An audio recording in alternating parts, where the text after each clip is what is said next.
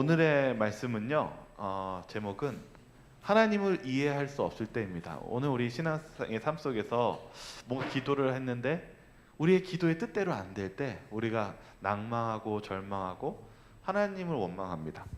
그렇다면 우리가 이런 부분들을 어떻게 바라봐야 될지 먼저 우리 성경절 같이 읽고 시작하겠습니다. 룻기 1장 20절과 21절 한번 읽어볼까요? 나를 같이 읽겠습니다. 시작.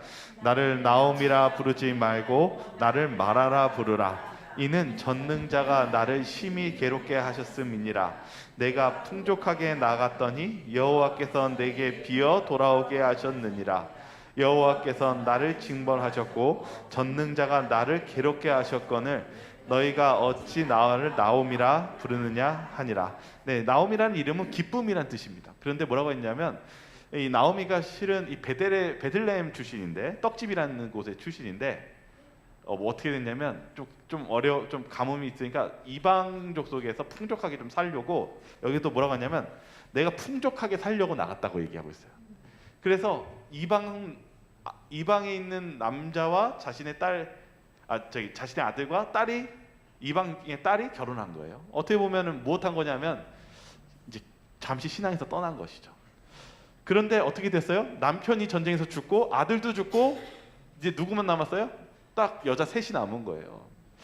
어떻게 보면 인생 속에서 가장 쓰라린 고통이 이 나오미에게 찾아왔습니다. 그런데 이 나오미가 뭐라고 그러냐면 자신이 이렇게 괴로워진 거, 이렇게 슬프게 된 게 누가 이렇게 했다라고 생각합니까?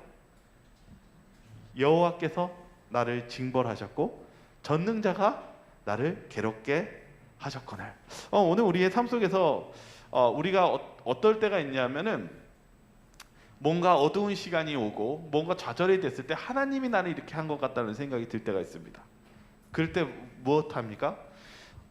기도가 멈춰지거나 내 신앙이 하나님에 대한 믿음이 식어지는 이런 나오미와 같은 경험을 할 때가 있습니다. 근데 여러분 잊지 마셔야 되는 게 제가 오늘 말씀을 읽으면서 느끼는 것은 여러분들 정말 이해할 수 없고 여러분의 기도가 여러분의 뜻대로 되지 않았을 때 여러분 낙담하지 마시기 바라겠습니다. 또 다른 말을 들으면 여러분 좋을 때 하나님 잘 믿는 것도 중요하지만 최악의 순간일 때에도 하나님께서 일하신다는 사실을 잊지 마시기 바라겠습니다. 하나님은요 최악의 순간에도 하나님이 역사하시고 일하십니다. 여기 오늘 나오미와 여기 룻이 나오지만 무엇을 자꾸 얘기하는 거냐면 그래도 하나님 믿어야 된다고 룻이 얘기하는 거예요. 하나님 살아계시니까 그래도 하나님 믿어야 돼요. 그러니까 여러분 최악의 순간에도 하나님 믿는 그런 우리의 그 믿음의 어떤 기점이 그 좋을 때만 믿는 게 아니라 안 좋을 때도 믿는 기점으로 가시기 바라겠습니다. 여기 뭐라고 적혀있냐면 이제 부조와 선지자에 보면 출애굽했을 당시에 이 하나님을 믿는 것을 정말 이렇게 잘 믿지 않고 넘어지고 그리고 출애굽을 못 간 사건이 있습니다. 여기 뭐라고 적혀있냐면 이렇게 부조와 선지자에 적혀 있어요. 그들은 불신으로 하나님의 능력을 제한했고 지금까지 그들을 안전하게 인도하신 손길을 신뢰하지 않았다. 그러고는 그들의 과거의 모세와 아론을 원망하던 그들의 잘못을 다시 범했다. 그들은 이것이 우리의 소망의 끝이며 이것이 바로 우리가 소유하려고 애굽에서 여행하여 온 땅이로구나 말하였다. 여러분 안 좋은 일 있으면 우리가 뭐라고 말하냐면 다 끝났어. 여기까지야. 그리고 또 뭐라고 얘기해요? 이게 하나님의 뜻이야. 여기 출애굽하는 백성들이 안 좋아지니까 무엇했냐면 이게 하나님이 말하시는 소망의 끝이라고 얘기합니다. 그들의 광야 삶 속에서 하나님이 분명히 우리가 젖과 꿀이 흐르는 가나안 땅을 주시겠다고 했는데 좀 안 되고 눈에 보이는 절망이 오니까 실패가 오니까 이게 하나님이 말한 소망의 끝이라고 얘기합니다. 우리가 신앙생활하면서 하나님의 뜻을 여기까지 끝이라고 하면서 단념하고 그러한 때가 있습니까? 하나님께서는 이런 뜻을 원하실까요? 우리는요 여기서 멈출 때가 많이 있습니다. 신앙이 여기까지가 끝이고 여기가 하나님의 뜻이라고 생각하면서 말할 때가 있습니다. 여기 제가 이번 주에 몇 가지 책을 읽고 있었는데 이 고난의 의미라고 우리 재림교회 의사가 이 책을 쓴 내용이 있었어요. 근데 우리가 때로는 이 고통에 대해서 생각에 대해서 고난 당하는 거 별로 원하지 않습니다. 그리고 우리가 고난 당하는 것을 하나님께서 뭔가 하나님 백성에게 고난을 주는 것에 대해서 의심합니다. 잘못 주신 거 아닌가? 아니면 하나님은 우리에게 고난을 주실 리가 없는데. 근데 이 이사가 환자를 봤는데 이 22살의 여자 환자예요. 근데 이 환자가 태어날 때부터 뭘 가지고 태어났냐면 무통증을 가지고 태어났습니다. 통증을 못 느껴요. 그래가지고 이 사람이 뭐가 있냐면 자신이 뭔가 화나고 분노가 되면은 머리를 막 찢는 거예요. 근데 통증을 못 느끼니까 몸이 어떻게 해요? 멍잉투성이고, 그리고 무엇하냐면 몸에서 균이 오면 보통 우리가 아프잖아요. 그러면 어떻게 조치를 취하잖아요. 근데 통증을 못 느끼니까 어디가 썩어 들어가고 그리고 막 곧 하는데 통증을 못 느끼는 거예요. 결국은 이분이 이 화상을 입어도 고통을 못 느끼고 나중에 골수염과 신맹염과 29세의 폐렴을 앓다가 그냥 돌아가셨어요. 이 뭐라고 얘기하냐면 우리에게 고통이 필요하다는 거예요. 그러면서 이렇게 얘기합니다. 이 33페이지, 아픔은 우리가 건강한 생활과 생명을 유지하는 데 있어서 불가결할 뿐 아니라 인격을 형성하는 데 있어서도 지극히 중요한 것임이 이 질환은 말해주고 있다. 고통은 아프다. 그러나 사람은 고통으로 인해 비로소 인간답게 되는 것이다. 여러분, 고통이 있기 때문에 우리가 우리를 돌아볼 수 있고 우리가 잘못된 부분을 고칠 수 있다라고 얘기하고 있습니다. 여러분, 때론 여러분 삶 속에 감당하기 힘든 고통과 실패와 어떤 아픔이 있다면 하나님께서 우리에게 뭔가를 치유해 주시고 변화시켜 주시기 위한 신호라는 것을 또 바라보시기 바라겠습니다. 여기 유대 신학자 로버트 고르티스라는 사람이 뭐라고 하냐면 고통 당한 적이 없는 사람들이 얼마나 참을성이 없는 자들인지는 인생의 모든 방면에서 가르쳐 준다. 이 유대교 신학자입니다. 유대교 어떻게 보면 랍비죠. 랍비가 뭐라냐면 고통을 경험하지 않는 사람은 참을성도 없고, 그리고 뭐라고 해요? 인생의 그것이 자신의 모든 방면에서 경험한 것을 알려준다고 얘기하고 있습니다. 우리는 어떤 삶을 살아야 될까요? 예레미야서 12장 1절을 우리 같이 한번 읽도록 하겠습니다. 여호와여, 같이 한번 읽겠습니다. 시작. 여호와여, 내가 주와 변론할 때에는 주께서 의로우시니이다. 그러나 내가 주께 질문하옵나니 악한 자의 길이 형통하며 반역한 자가 다 평안함은 무슨 까닭이니까. 이 예레미야서는 고민에 빠져요. 왜 고민에 빠지냐면 우리가 평상시에 고민하는 것은 악한 자는 형통하고 하나님을 믿는 사람이 고통당할 때, 그리고 악한 자가 형통하는 것과 동시에 그 사람들이 하나님을 믿는 자를 핍박할 때 이해할 수 없는 것입니다. 그럴 때 너무 괴로운 것입니다. 시편은 바로 이런 비슷한 내용을 설명하고 있고 그것에 대한 답을 제시하고 있는데요. 시편 73편을 한번 읽겠습니다. 볼지어다, 같이 읽겠습니다. 시작. 볼지어다 이들은 악인들이라고도 항상 편안하고 재물은 더욱 불어나도다. 내가 어쩌면 이를 알까 하여 생각한즉 그것이 내게 심한 고통이 되었더니 하나님의 성소에 들어갈 때에야 그들의 종말을 내가 깨달았나이다. 여러분, 때로는 여러분 삶 속에서 왜 내가 하나님 있는데 축복 못 받는 것 같고, 왜 저렇게 정말 못되고 악한 사람들이 정말 너무 잘 되고 막 이런 거 보면서 괴로우신 적 있으십니까? 여기서도 시편 저자는 뭐라고 얘기했냐면 너무 괴로웠대요. 악인들이 항상 편안하고 재물은 불어나고, 어떻게 그렇게 생각하니까 심한 고통이 되었다고 얘기합니다. 그런데 뭐라고 얘기했냐면 오늘 우리가 세상에 알 수 없는 그러한 일들이 펼쳐질 때 무엇이 그의 마음을 이해시켜주고 변화시켜줬냐면 하나님의 성소에 들어갈 때에야 그들의 종말을 내가 깨달았나이다. 여러분, 아주 중요한 거 있습니다. 뭐냐면 여러분, 이 세상의 삶 속에서 이해되지 않을 때 우리가 이것을 극복하고 회복하는 길은 첫 번째 하나님 앞에 가야 됩니다. 우리가 하나님을 떨어져서는 안 됩니다. 그 두 번째 뭐냐면 하나님의 성소는 무엇하는 곳이냐면 하나님이 심판하시고 재판하는 곳인데, 우리가 무엇한다고 얘기하냐면 우리는 누군가 성공하고 잘되고 뭔가 악인들의 모습을 볼 때 어디까지 보는 거예요? 현실을 보는 것입니다. 여기 우리가 살아있는 동안요. 그러나 하나님께서는 우리에게 뭘 보이시냐면 악인들이 결국에는 하나님의 심판에 서고 멸망받을 것을 하나님의 성소를 통해서 보여주셨습니다. 여러분, 우리가요, 우리의 눈에 보이는 것으로 사람을 판단하거나 하나님 판단해서는 안 됩니다. 하나님께서는 반드시 악인을 심판하십니다. 그리고 하나님께서 의인을 끝까지 지켜주시고 축복해 주시며 끝내는 그들을 구원해 주시는 영생을 주신다는 사실을 잊지 마시기 바랍니다. 여러분, 우리 신앙을요, 짧게 보지 마시고 하나님의 영원한 시각 안에서, 심판의 시각 안에서 바라보시기를 바라겠습니다. 여기 밤과 안개라는 책이 있어요.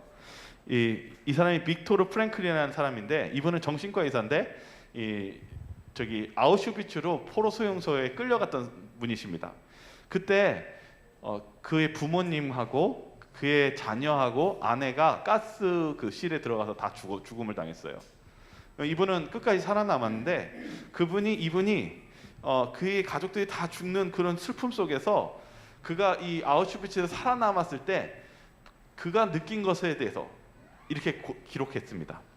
모든 것을 다 빼앗아갈 수 있을지 모르지만 하나만큼은 빼앗아갈 수 없었대요.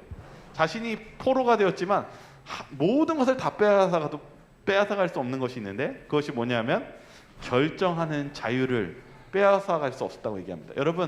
여러분들이 상황 속에서 이해할 수 없는 일이 펼쳐질지라도 하나님께서 우리에게 주신 게 있습니다. 무엇이냐면 무엇을 선택할 것인지 결정하는 자유를 주셨다는 사실입니다. 여러분, 뭔가가 잘 이루어지지 않을 때 여러분, 기도를 멈춰야 할까요? 여기 그림 보시면 이 요나가 그가 하나님의 말씀을 듣지 않고 하나님을 떨어져 나갔을 때 그가 고래를 큰 물고기에 밥이 되어서 죽을 운명에 처했었을 때 요나는 거기서 인생에서 모든 것을 포기하고 그냥 멈춰야만 하였을까요? 요나는 기도하였습니다. 여기 시편 34편 19절에 있는 말씀 한번 읽어보겠습니다. 그리고 하나님의 백성들은 어떠한 삶이라는지 오늘 성경절 한번 보도록 하겠습니다. 같이 한번 읽어볼까요? 의인은, 시작, 의인은 고난이 많으나 여호와께서 그의 모든 고난에서 건지시는도다. 뭐라고 얘기하고 있습니까? 의인은 화평하대요? 여러분, 의인은 고난이 많다라고 얘기하고 있습니다.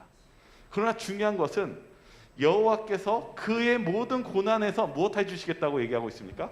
건져주시겠다. 여러분, 우리가 정말 두려워하는 것은 뭔가 여러분 뜻대로 되지 않았을 때 기도를 멈추는 것, 하나님과의 관계를 단절하는 것이 가장 위험하다는 사실을 잊지 마시기 바랍니다. 하나님을 붙잡을 때 하나님께서 우리를 변화시켜 주실 것입니다. 여기 실제 있었던 사건에 이 북한에 있던 사람이 하나님을 믿으면서 그의 운명이 기도로서 어떻게 바뀌었는지에 대한 내용을 우리 한번 같이 보도록 하겠습니다.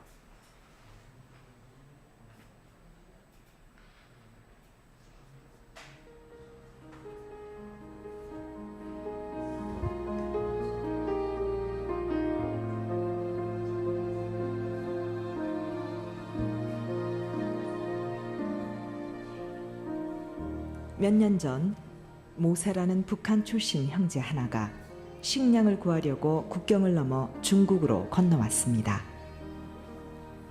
형제는 모퉁이돌 선교회를 만나게 되었고 음식과 쉼터를 제공받았습니다.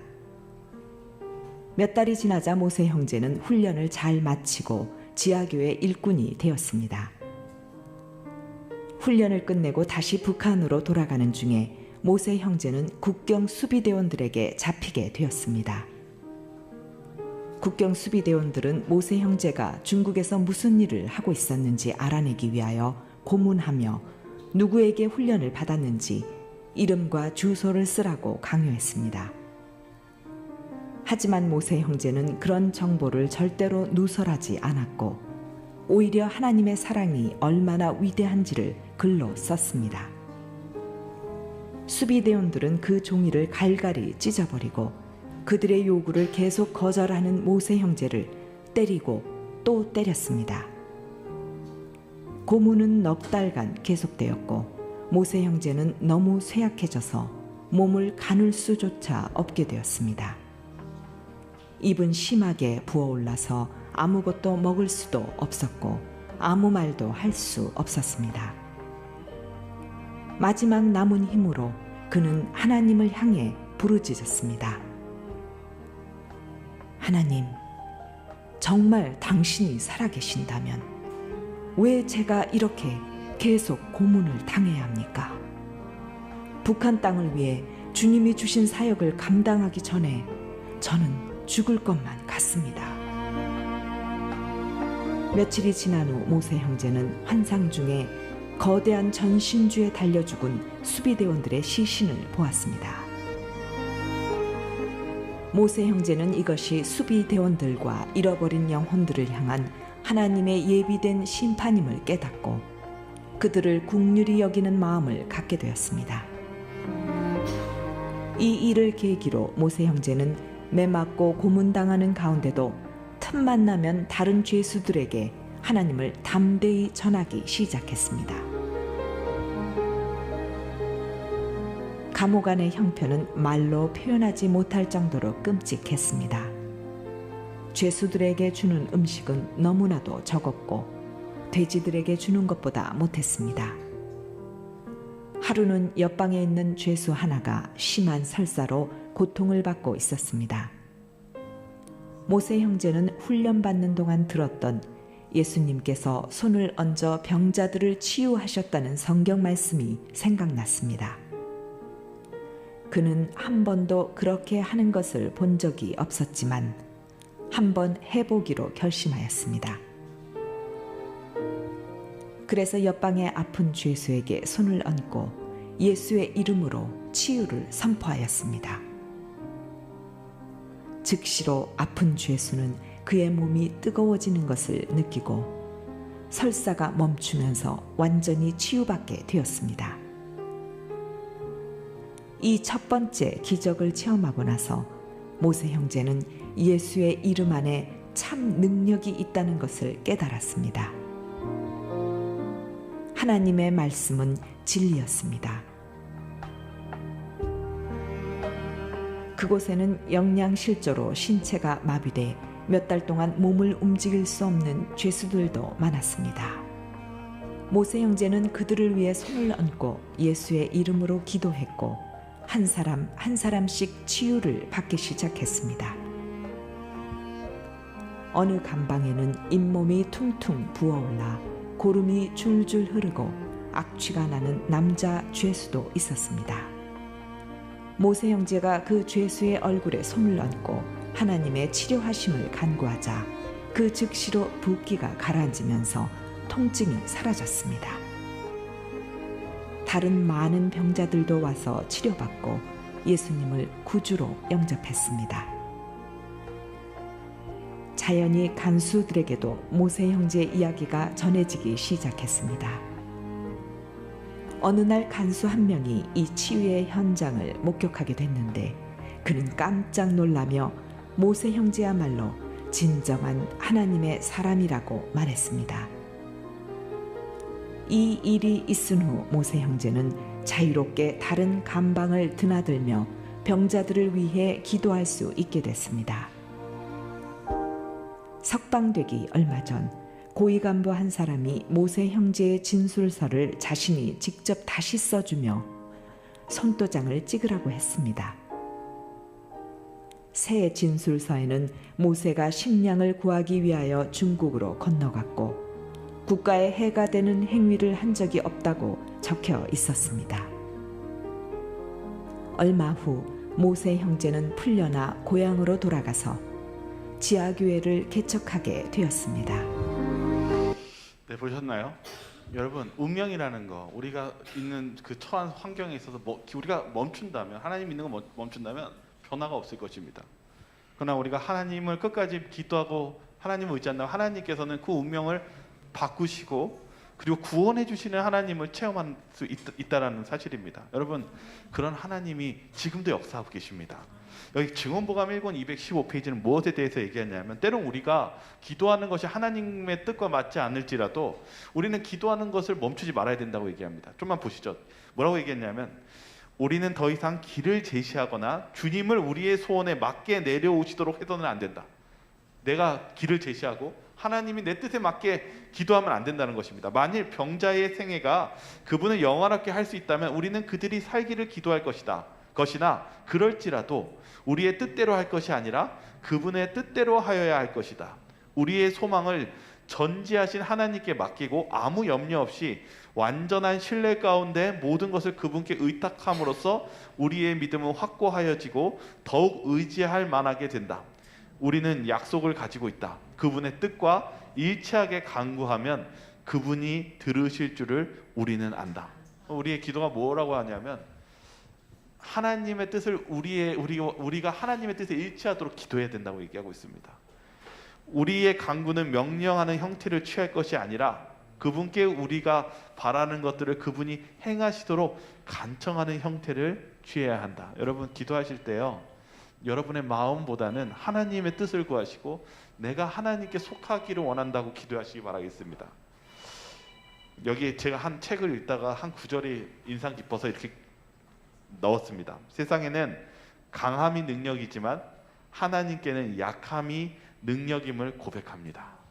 여러분 연약한 거 어쩌면 그것이 여러분에게 정말 필요한 것입니다. 왜냐하면 그래야만 하나님을 의지할 수 있기 때문입니다. 우리 기도에 대한 문제 쪽에서 한 책을 읽게 되었는데요. 그 목사님의 책은 이렇게 얘기합니다. 하나님께서 때로는요, 우리가 기도할 때 기도 응답 받지 않았을 때 우리는 무엇하는 경향이 있냐면 다른 사람의 문제점 때문에 이 기도가 응답받지 않았거나 준비가 안 됐다는 생각할 때가 있습니다. 그런데 그 책에서는 이렇게 얘기합니다. 하나님께서 죄를 졌을 때 아담을 부르십니다. 아담아 네가 어디 있느냐. 하나님이 아담을 불렀는데 하나님이 이렇게 묻습니다. 네가 왜 그 선악과를 먹었느냐. 근데 아담이 뭐라고 대답했어요? 하와가 나에게 주어서 이렇게 됐습니다. 하나님은요, 하와를 묻는 게 아니라 아담에게 묻는 것입니다. 오늘 우리의 기도 속에서 어떤 문제가 있었을 때 하나님은 나와 하나님의 관계를 물으시는 것이지 다른 사람의 관계 때문에 왜 그렇게 됐냐고 물으시는 것이 아닙니다.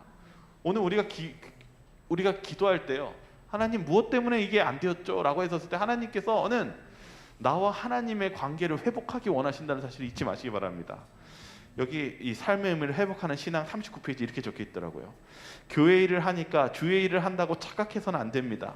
교회 일을 하면서도 이것이 정말 주님이 기뻐하시는 일인가 하고 두려움을 갖고 자기 자신을 살펴야 합니다. 여러분, 뭔가 우리의 기도에 어떤 문제가 있거나 그랬을 때 제일 먼저 우리가 바라봐야 되는 것은 내가 하나님과의 관계, 하나님께서 나를 어떻게 부르시고 어떤 걸 원하시는지를 먼저 들으시고 반응하시기 바랍니다. 참 안타까운 것은 삼손이 그랬습니다. 삼손이 어떤 사람이었냐면 하나님의 선지자로서 사사로 불렀지만 자꾸 뭐 하나씩 못해요? 말을 안 들어요. 그가 언제 깨달았냐면 두 눈이 뽑히고 노예가 되었을 때 이제 깨달았어요. 그때 이제 후회합니다. 여러분, 하나님께서 우리를 부르십니다. 그런데 하나님이 어떠한 사람을 부르실까요? 하나님은 어떠한 사람을 쓰시길 원하실까요? 여기 출애굽했을 때 이스라엘 백성들이 실패했을 때 이 갈렙이 뭐라고 얘기했냐면 가장 어려운 땅, 거인들이 사는 땅을 뭐라고 했냐면 이 산지를 내게 주소서라고 이렇게 용기 있게 얘기했습니다. 그것에 대해서 뭐라고 적혀 있냐면요, 갈렙에 대하여 내 종 갈렙은 그 믿음이 그들과 달라서 나를 온전히 쫓았은즉 이렇게 얘기하고 있습니다. 무엇이 달랐어요? 갈렙은 뭐가 달랐냐면 그 믿음이 다른 사람과 달랐다고 얘기하고 있습니다. 오늘 하나님께서 우리들에게 원하시는 것이 무엇입니까? 이 갈렙과 같은 믿음입니다. 여기 제가 더 읽어드리겠습니다. 그의 땅으로 내가 그를 인도하여 드리리니 그 자손이 그 땅을 차지하리라고 말씀하셨다. 정탐꾼들이 40일간을 그 여행에 소비한 것처럼 이스라엘 무리는 40년 동안 광야에서 방황하게 될 것이었다. 이 출애굽했던 이스라엘 백성들의 문제는 무엇이었냐면 출애굽했었을 때 그곳에서 거인들을 보고 했던 것이 분노하고 누구에게 화를 내고 돌을 들었습니까? 모세와 아론이었습니다. 뭔가 잘못되면 자기를 보는 것이 아니라 모세와 아론을 죽이려고 했습니다. 하나님이 원하시는 것은 갈렙과 여호수아와 같이 자기 자신을 겸손히 하고 그리고 믿음을 가지고 주님 앞에 나아가는 이 갈렙과 여호수아의 모습을 칭찬하시고 그들에게 하나님의 땅을 하나님께서 주셨습니다. 여기 삶의 의미를 회복하는 신앙이라는 이 두란노에 나온 책이 있습니다. 이 책에서 뭐라고 얘기했냐면 이렇게 기록하고 있더라고요. 이 98페이지에 우리는 예수를 믿으면 모든 일이 완벽하고 평안하고 잘 된다라고, 내가 이만큼 기도했으니까, 내가 이만큼 하나님 앞에 바르게 살았으니까 결과가 그만큼 좋을 것이다라고 생각합니다. 이런 마음이 있으면 곧 넘어지고 맙니다. 바로 이 지점에서 하나님은 우리가 주님 안에서 어떻게 믿음으로 이겨내는지를 지켜보십니다. 그래서 하나님께로부터 옳다고 인정받은 후에는 하나님이 주시는 성숙이라는 선물을 받게 됩니다. 그런데 그 축복을 누리지 못하게 방해하는 존재가 내 안에 있습니다. 내 마음을 점령하려는 어두움과 악한 영들은 우리가 하나님의 은혜를 받지 못하게 만들고 오히려 하나님을 대적하고 하나님을 뜻대로 살지 못하게 만들고 있는 것입니다. 이게 무슨 뜻이냐면요, 우리가 신앙생활할 때 뭔가 기도할 때 뭔가 응답이 안 받는 것 같고 지체되는 것 같을 때 무엇해요? 하나님을 원망하고, 그리고 믿음이 식어지고 기도가 멈춰집니다. 근데 하나님 여기서는 뭐냐면, 우리가 그 과정에서 하나님을 붙잡고 기도하면 무엇할 수 있는 과정으로 갈 수 있다고 얘기하고 있어요? 성숙. 우리의 신앙적인 영적인 성장을 이룰 수 있는 그 과정을 하나님께서 마련해 놓으셨는데, 그것을 하지 못함으로 하나님이 주시는 그 축복을 누리지 못한다고 이야기하고 있습니다. 여기 룻기를 보시기 바랍니다. 이 룻기에서 이 룻과 이 나오미의 대화 속에서 우리는 믿음을 멈추는 것, 나오미와 하나님을 믿으려는 룻의 대화를 한번 같이 보시기 바랍니다. 같이 한번 읽겠습니다. 룻이 같이 읽겠습니다. 시작. 룻이 이르되 내게 어머니를 떠나며 어머니를 따르지 말고 돌아가라. 강건하지 마옵소서. 어머니께서 가시는 곳에 나도 가고 어머니께서 머무시는 곳에서 나도 머물겠나이다. 어머니의 백성이 나의 백성이 되고 어머니의 하나님이 나의 하나님이 되시리니, 나오미가 롯이 자기와 함께 가기로 굳게 결심함을 보고 그에게 말하기를 그치니라. 네, 롯이 뭐라고 하냐면 어머니의 하나님이 나의 하나님이 되시리니 라고 하면서 그 믿음을 이어가야 된다고 얘기하고 있습니다. 그리고 나오미가 뭘 봐요? 자기와 함께 굳게 결심함을 보고 그에게 말하기 그쳤다. 이 나오미가 믿음이 멈췄을 때 룻은 그 믿음을 가지고 전진하기를 원하고 그 믿음을 가지고 나아갔습니다. 하나님께서는 이 룻의 기도를 통해서 이 보아스를 준비해 주셨고, 하나님께서 이 룻을 통해서 나오미가 무엇을 볼 수 있게 해주셨습니까? 바로 믿음을 통한 하나님의 변화시키는 축복의 능력을 보여주셨습니다. 오늘 우리의 삶 속에서 믿음이 멈출 때가 있습니다. 뭔가 잘 안 되면 기도가 멈추고, 뭔가 잘 안 되면 하나님이 그러한 분이라는 단념할 때가 많이 있습니다. 여기 보시면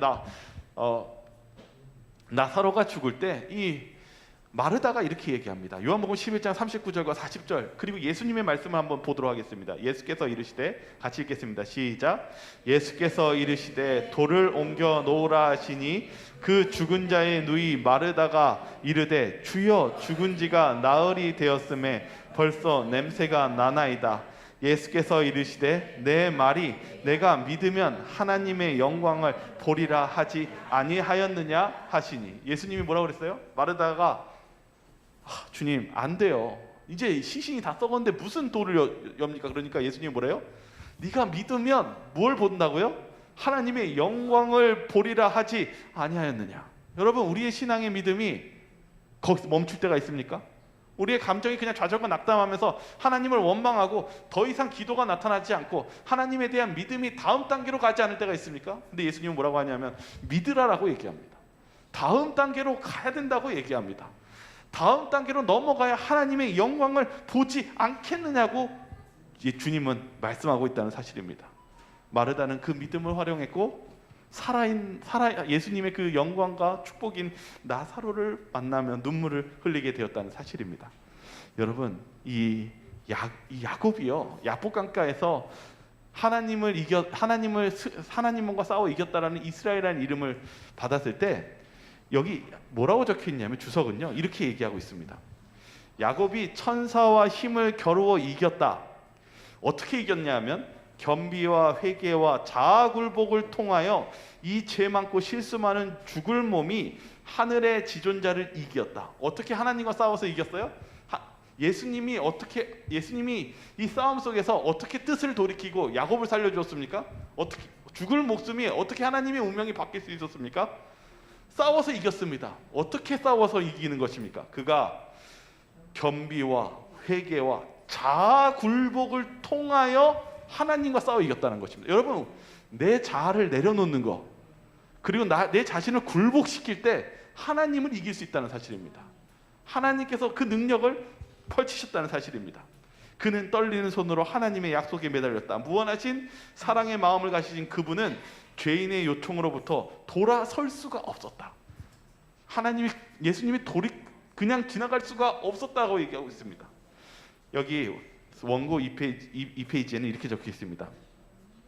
승리를 쟁취하는데 아무도 절망하지 말라.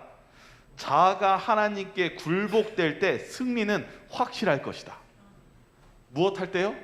자아가 굴복될 때 승리는 확실할 것이라고 얘기하고 있습니다. 여러분의 우리 신앙 속에서 우리의 자아를 주님 앞에 내려놓으시기 바라겠습니다. 하나님께서는 저와 여러분들에게 그런 승리를 주신다는 사실을 잊지 마시기를 바라겠습니다.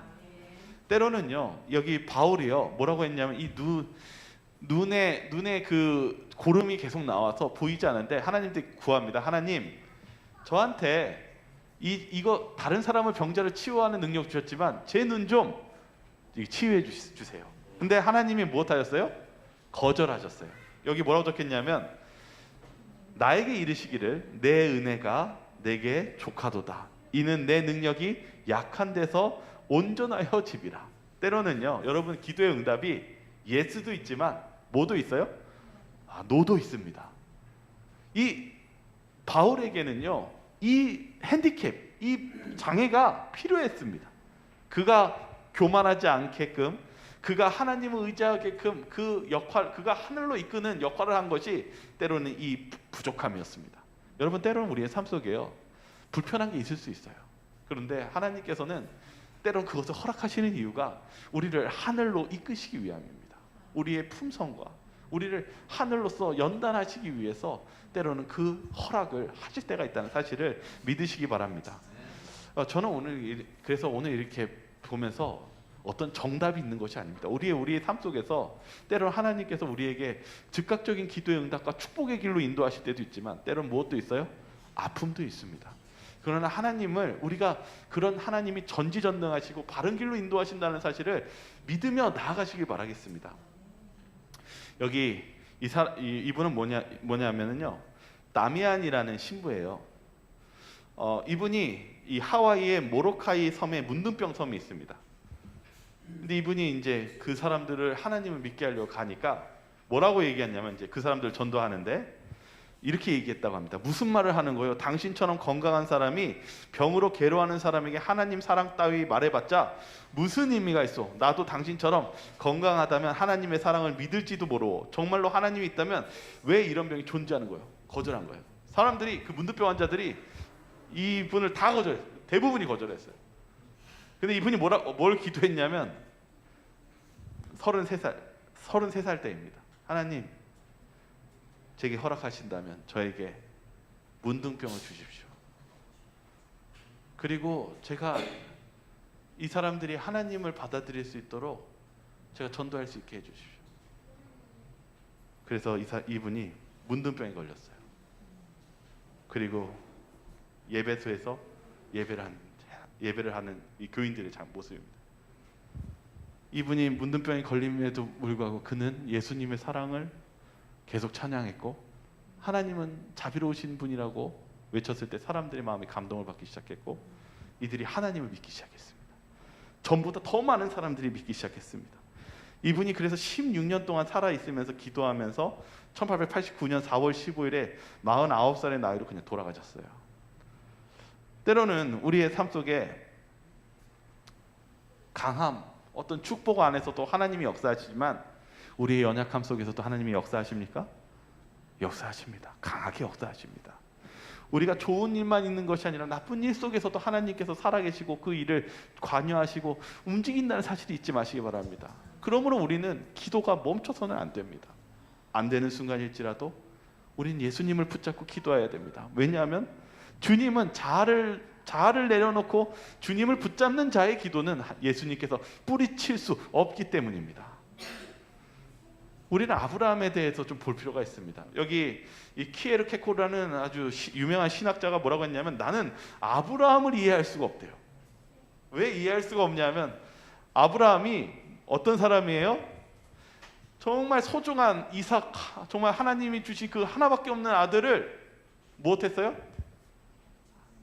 하나님이 바치라고 하니까 얼마나 소중한 아들입니까? 100세에 얻은 아들. 근데 어떻게 했어요? 여기 뭐라고 적혔냐면, 나는 그로부터 경탄하는 일밖에 배울 수 없다. 그가 믿음을 가지고 무엇했어요? 하나님의 말씀에 순종하고 나갔습니다. 여러분, 좋을 때 잘하는 신앙 말고요, 우리가 좀 더 성숙하고 하나님께 나아가는 것은 가장 어려운 순간 속에서도 누구를 의지하고 믿고 나아가는 신앙이 우리에게 필요할까요? 하나님을 믿고 나아가는 신앙이 필요합니다. 여러분, 우리의 신앙이 안 된다고 해서 기도가 멈추고 그런 신앙이 아니라, 하나님께서 끝까지 우리가 하나님을 의지하면 하나님께서 우리에게 바른 길로 인도해 주시는 그런 하나님이 계신다는 사실을 잊지 마시기 바랍니다. 여기 뭐라고, 이 라인 홀드 니브라는 미국의 신학자가 시를 썼는데요, 너무 시가 내용이 너무 좋아가지고 남겨놨어요. 뭐라고 적혔냐면, 하나님, 바꿀 수 있는 것에 대해 그것을 바꿀 수 있을 만큼의 용기를 우리에게 주소서. 여러분, 뭔가 바뀌어야 되는 거 있으면 내가 그런 용기를, 바꿀 수 있는 용기를 달라고 합니다. 또 이렇게 합니다. 하나님, 바꿀 수 없는 것에 대해 그것을 받아들일 수 있을 만큼의 냉정함을 주소서. 그리고 바꿀 수 있는 것과 바꿀 수 없는 것을 식별하는 지혜를 주소서. 무슨 뜻이냐면, 하나님께서 기도하시는 응답이 있다면 그것 또한 하나님, 저희가 순종하고 따를 수 있는 용기 주시고요. 하나님께서 노라고 대답하는 그런 것도 저희가 그것이 하나님의 뜻이라고 생각하고 받아들일 수 있는 용기와 그리고 믿음을 주시세요 라고 기도하는 것입니다. 여러분, 우리의 신앙이 하나님의 말씀에 순종하고 하나님의 뜻을 구하시는 저와 여러분들이 되시기 바랍니다. 그것이 여러분이 봤을 때 뜻이 다를지라도 하나님께서 그것이 최선의 방책이고 은혜의 길이라는 것을 믿으시며 그분을 의지하시며 나아가시기 바랍니다. 저는 저와 여러분들이 안 되는 순간 속에서도 기도하시는 저와 여러분들이 되시기를 간절히 바라겠습니다. 저희 마지막 하나만 영상 보고 좀 마치도록 하겠습니다. 여기 한 여인이 있어요. 여인이 몸이 아픈 병이 있는데, 여기 한 구걸하는 소년을 만납니다. 실제 장면을 한번 좀 보도록 하겠습니다. 같이 보겠습니다.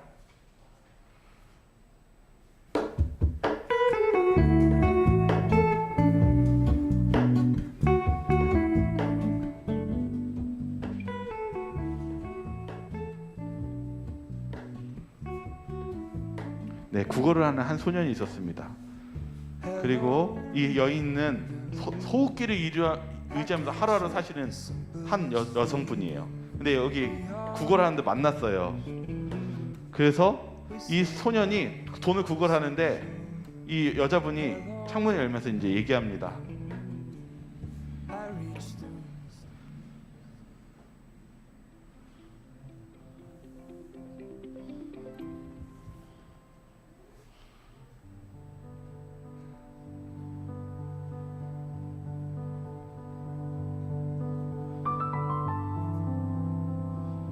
그의 운명도 슬프죠. 어머니가 돌아가시고 아버지 심한 학대로 살아가고 있고, 그리고 이제 배회하면서 구걸하면서 사는 소년이에요.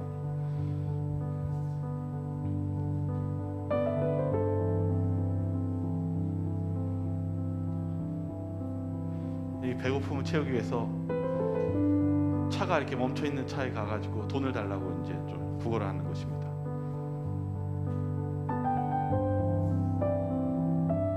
근데 이제 우연하게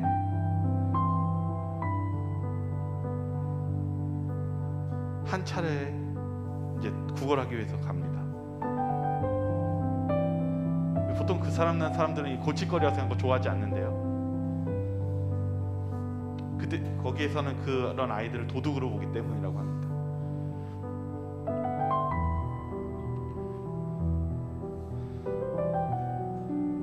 자, 이 존 다우라는 아이가 이제 차 안에서 뭔가를 줬는데 이 여인에게 갑니다.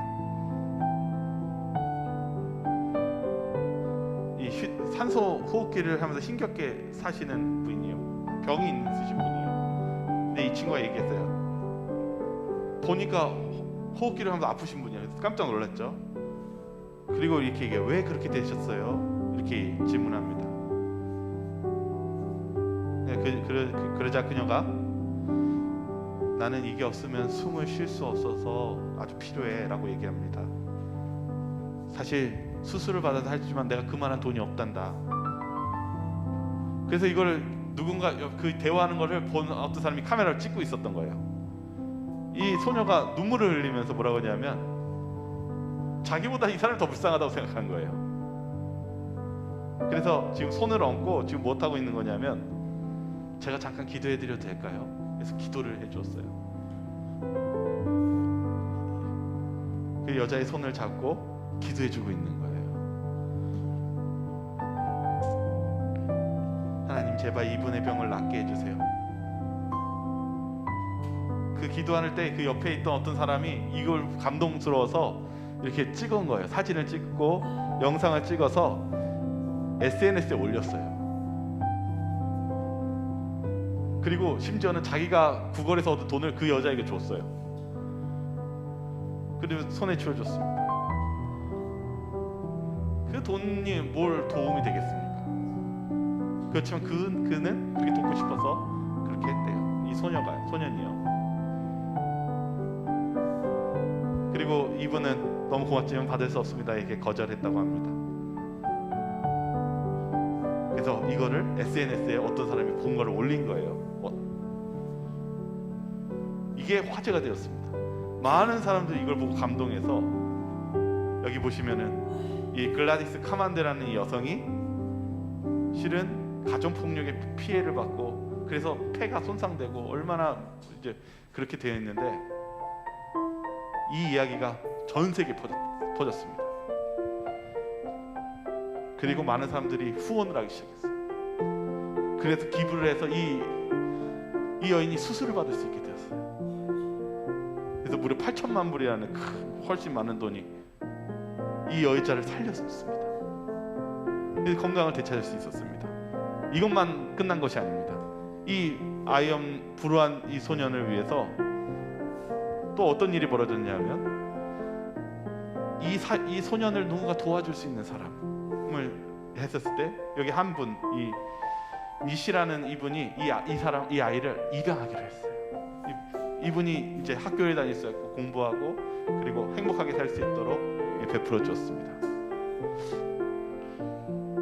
여러분 이렇게 보시니까 어떠신 것 같으세요? 기도에 힘이 있습니까? 기도는 우리의 삶을 변화시켜주고 운명을 바꿔주십니다. 여러분 아무리 절망된다고 해서 저희가 기도를 포기해야겠습니까? 여러분 하나님께서는 하나님의 영광을 위해서 우리가 하나님의 기도를 멈추지 않기를 원하십니다. 저 여러분들이 뭔가 뜻이 안 되고 뭔가 그랬을 때 낙담하지 마시고 주님께 기도하시며 아뢰시길 바라겠습니다.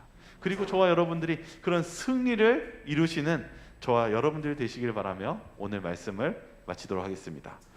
네, 우리 기도하고 마치겠습니다. 사랑이 많으신 하나님 아버지, 저희들은 살면서 낙담하고 때로는 하나님의 뜻에 대해서 모를 때 저희들의 마음속에 깊은 생각과 고민이 생길 때가 있습니다. 주님, 오늘 저희의 삶 속에 그런 고민과 어려움이 있다면 저희들이 무릎 꿇고 주님께 기도하는 시간이 될 수 있도록 주여 저희들의 마음을 변화시켜 주시옵소서. 저희가 그저 세상적으로 살며 하나님에 대한 원망으로 멈추는 것이 아니라 하나님을 의지하고 그리고 하나님께 믿음으로 기도를 구하며 그리고 하나님의 뜻을 구하며 우리의 자아를 내려놓는 그런 그리스도인이 될 수 있도록 함께하여 주시옵소서. 저희를 사랑하시는 예수 그리스도 이름으로 기도드리옵나이다.